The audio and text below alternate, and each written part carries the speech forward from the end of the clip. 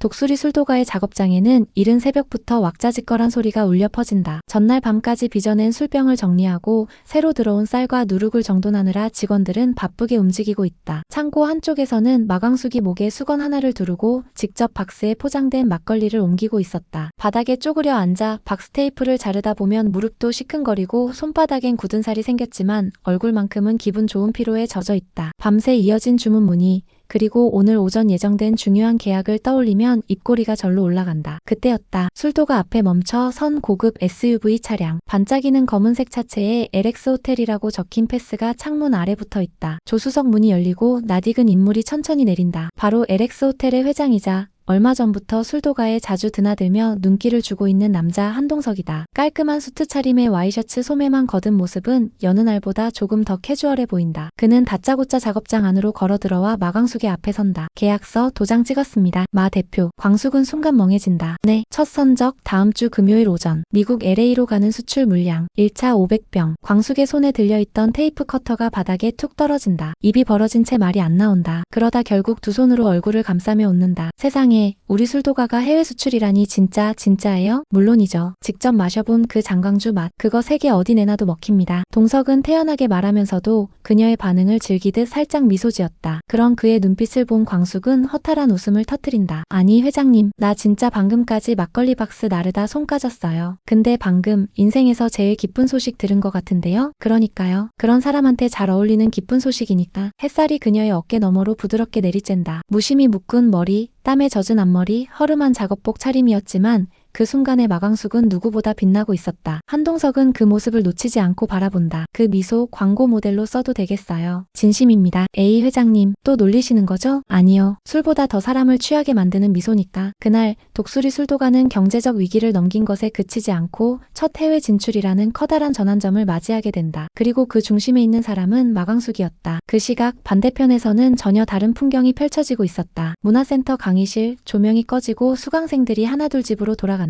마지막까지 남아센터 바닥을 닦던 오응수는 청소 도구를 창고에 넣고 복도에 멍하니 서 있다. 요즘 따라 시간이 참 천천히 흐른다. 무대에서 화려한 조명을 받으며 백댄서로 활동하던 전성기는 이제 추억이 되었다. 화려했던 무대, 아줌마 팬들의 환호, 아이돌보다 더 인기 있었던 시절하지만 지금은 센터 한 구석에서 수건 접고 집도 없이 찜질방에서 숙식하는 생활이다. 흥수는 어깨를 으쓱이며 가방 하나 달랑 메고 센터를 나선다. 터벅터벅 걷다 보면 도착하는 익숙한 간판, 왕큰 찜질방. 신발장을 열고 번호표를 꽂은 뒤 구석자리로 들어가 얇은 담요를 뒤집어 쓴다. 몸은 피곤한데 머리는 잠들지 않는다. 흥수 오빠. 갑자기 들려온 익숙한 목소리. 눈을 떠보니 지옥분이다. 그녀는 손에 과일 도시락과 김밥을 든 채 성큼성큼 다가온다. 어휴, 이런 데서 잠이나 자고 말이야. 도대체 무슨 일이야? 흥수는 얼떨결에 웃는다. 그냥 임시 숙소야. 나 요즘 유목 생활하잖아. 그 유목민이 김밥 한 줄 안 먹고 누워있는 건 또 뭐야? 이거 받아. 지옥분은 도시락을 그의 무릎에 올리며 억지로 젓가락을 쥐어준다. 흥수 오빠, 형수님한테 전화했어요.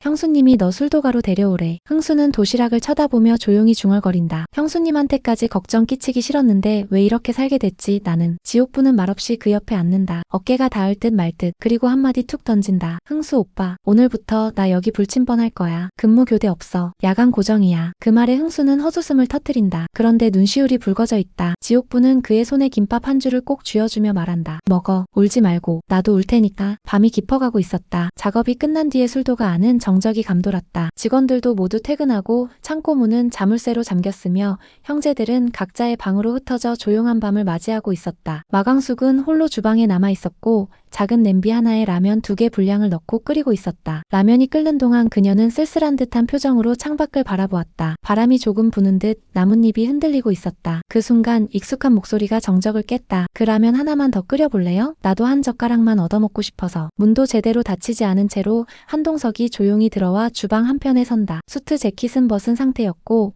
와이셔츠 소매를 두어 번 접어올린 모습이었다. 그의 얼굴에는 피곤함도 있었지만 어딘지 모르게 안도감도 묻어 있었다. 마광숙은 깜짝 놀란 채 뒤돌아본다. 회장님, 여긴 어떻게? 그냥 잠깐 들른 거예요. 이유는 많지만 설명하려면 너무 길어요. 광숙은 쭈뼛거리며 냄비 속 라면을 휘젓는다. 라면은 이제 막면이 풀어지기 시작했고 국물에 간장과 고춧가루를 추가로 넣어 칼칼한 풍미를 냈다. 그녀는 접시 2개를 꺼내더니 한 접시에 국물을 조금 덜어내고 라면을 나눠 담았다. 라면이 땡기셨나 봐요. 아니요. 그냥 마 대표가 만든 라면이 어떤 맛일까 궁금해서요. 두 사람은 작은 식탁에 마주 앉는다. 조용한 밤 찌개 냄비 하나와 라면 2그릇이 놓인 그 공간은 그 어떤 호텔 다이닝룸보다 따뜻하게 느껴졌다. 첫 젓가락을 들던 한동석은 조심스럽게 불어먹으며 감탄한다. 진짜 맛있네요. 이 라면 호텔 조식으로 내놔도 될 정도예요. 광숙은 피식 웃는다. 입맛 까다로운 회장님이 제 라면을 칭찬하실 줄이야. 오늘은 해 뜨는 것도 보겠네요. 그녀의 말에 두 사람은 잠시 웃음을 나눈다. 그러다 동석은 문득 진지한 표정으로 그녀를 바라보며 입을 연다. 마 대표, 나는 당신이 좋습니다. 그냥 사람으로서. 지금처럼 일하고 웃고 밥 먹는 그 모습이 참 좋아요. 광숙은 숟가락을 내려놓고 고개를 숙인다. 회장님, 저 아직은 좀 겁나요. 제가 겪은 인생이 너무 험해서 누군가의 마음을 쉽게 받기엔 용기가 부족한 것 같아요. 겁내지 마세요. 제가 옆에서 천천히 기다릴게요. 마 대표가 마음 열 준비될 때까지. 그때 현관문이 덜컥 열리며 인기척이 들린다. 광수가, 너자니? 바로 공주실이었다. 광숙은 깜짝 놀라 자리에서 벌떡 일어난다. 어떻게, 엄마다. 동석은 당황한 듯 두리번거리며 숨을 곳을 찾는다. 광숙은 냉장고 옆 빈 공간을 가리키며 속삭인다. 저기 잠깐만 숨어요. 들키면 말 너무 많아져요. 내가 잘못한 거 없는데 왜 숨어요? 그냥요. 부탁이니까. 결국 동석은 부엌 구석에 라면 냄비를 들고 웅크린다. 잠시 후 공주실이 주방으로 들어오며 킁킁거린다. 뭐야 이 냄새? 라면이네. 근데 왜 이렇게 고급진 냄새가 나지? 광숙은 얼떨결에 웃으며 대답한다. 그냥 제가 끓인 거예요. 밤에 출출해서요. 공주실은 고개를 갸웃하며 자리에 앉는다. 그때 숨어있던 동석이 라면 냄비를 들고 조용히 기어나온다. 죄송합니다, 아주머니. 제가 끓인 라면입니다. 공주실의 눈이 휘둥그레진다. 어머, 회장님, 왜 여기에? 라면이 뭐라고? 광숙은 얼른 상황을 수습하려 애쓴다. 그게 그냥 업무상 미팅이었어요. 회장님이 지나가다 들르셨고요. 진짜 아무 일 없어요. 공주실은 눈을 가늘게 뜨고 두 사람을 번갈아 본다. 미팅이 라면으로 끝나는 세상이 됐구나. 그럼 난 다음엔 탕수육으로 회의해봐야겠다. 한동석은 머쓱하게 웃는다. 하지만 그 웃음 뒤에는 확신이 있었다. 이 여자는 내가 오래 지켜봐야 할 사람이다. 라면 냄비를 들고 웅크린 동석이 조용히 기어나온 순간 공주실의 표정은 그야말로 경악에 가까웠다. 입이 다물어지지 않은 채 그녀는 둘 사이를 번갈아 쳐다본다. 고개가 천천히 좌우로 흔들리는 걸로 봐선 말문이 막힌 게 분명하다. 어머 세상에, 마광숙, 너 지금 LX 호텔 회장이랑 부엌에서 라면 데이트한 거야? 광숙은 동석을 막아서며 버럭한다. 엄마, 아니야. 그냥 회장님이 들렀다가 라면이 끓고 있으니까 한 젓가락만 먹고 가신 거라고. 그게 더 이상한 거야. 어떤 회장이 밤중에 여자 집에 와서 라면을 얻어먹고 가? 동석은 그 말에 기분이 상한 듯 살짝 미간을 찌푸리지만 곧 침착하게 고개를 숙인다. 죄송합니다, 아주머니. 제가 무례했네요. 그냥 마 대표가 끓인 라면이 궁금했고 마침 그 옆에 있고 싶었어요. 어머, 뭐야? 이 사람 고백한 거야? 진짜로? 엄마, 제발 그만 좀 해. 내가 뭘? 내 딸이 상처받는 게 싫어서 그래. 저 사람 진심 아니면 지금 당장 나가라고. 그러자 동석이 다시 고개를 들고 공주실을 정면으로 바라본다. 저 진심입니다. 지금이 아니면 안 될 것 같아서요. 정적. 모두의 숨이 멎는다. 그때 술도가 마당 쪽 문이 열리며 인기척이 들린다. 그 문으로 들어선 사람은 다름 아닌 오광수였다. 작업복 그대로 잔뜩 피곤한 얼굴로 들어온 그는 부엌의 어색한 정적을 감지하고 걸음을 멈춘다. 무슨 일이에요? 그가 물었을 땐 이미 모든 상황이 폭발 직전이었다. 공주실은 잔소리를 퍼붓고 있고 광숙은 진땀을 흘리며 동석을 방패 삼고 있었으며 동석은 어딘가 결심한 듯한 표정이었다. 강수야, 회장님이 우리 집에 왔어. 마침 라면 끓이고 있었는데 회장님이랑 형수님이 같이 라면을? 강수의 눈빛이 묘하게 흔들린다. 그는 주방의 라면 그릇,